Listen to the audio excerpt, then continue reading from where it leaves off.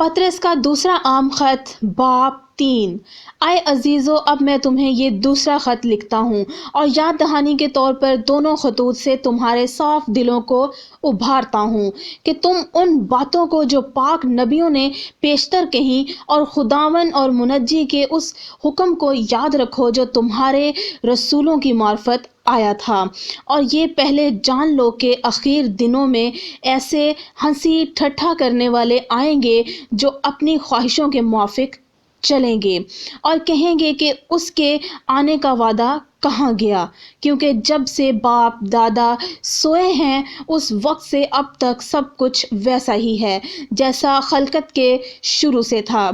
وہ تو جان بوجھ کر یہ بھول گئے کہ خدا کے کلام کے ذریعہ سے آسمان قدیم سے موجود ہے اور زمین پانی میں سے بنی اور پانی میں قائم ہے۔ انہی کے ذریعہ سے اس زمانہ کی دنیا ڈوب کر ہلاک ہوئی، مگر اس وقت کے آسمان اور زمین اسی کلام کے ذریعہ سے اس لیے رکھے ہیں کہ جلائے جائیں، اور وہ بے دین آدمیوں کی عدالت اور ہلاکت کے دن تک محفوظ رہیں گے۔ اے عزیزو، یہ خاص بات تم پر پوشیدہ نہ رہے کہ خداوند کے نزدیک ایک دن 1000 برس کے برابر ہے اور 1000 برس ایک دن کے برابر۔ خداوند اپنے وعدہ میں دیر نہیں کرتا جیسی دیر بعض لوگ سمجھتے ہیں، بلکہ تمہارے بارے میں تحمل کرتا ہے، اس لیے کہ کسی کی ہلاکت نہیں چاہتا، بلکہ یہ چاہتا ہے کہ سب کی توبہ تک نوبت پہنچے۔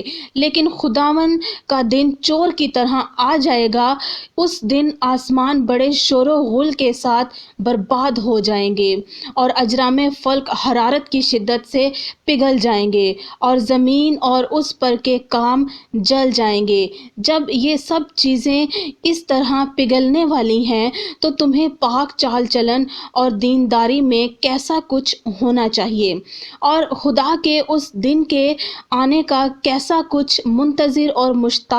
رہنا چاہیے، جس کے باعث آسمان آگ سے پگھل جائیں گے اور اجرام فلک حرارت کی شدت سے گل جائیں گے۔ لیکن اس کے وعدہ کے موافق ہم نئے آسمان اور نئی زمین کا انتظار کرتے ہیں جن میں راست بازی بسی رہے گی۔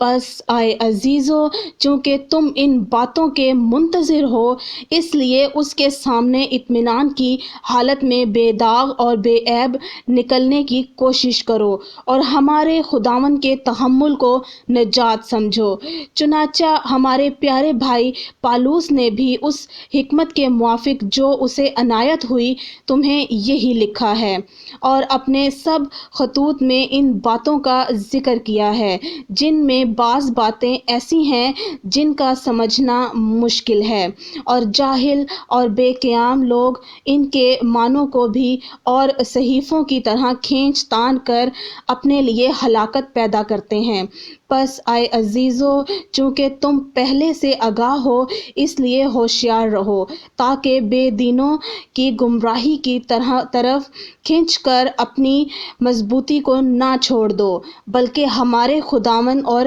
منجی یسوع مسیح کے فضل اور عرفان میں بڑھتے جاؤ۔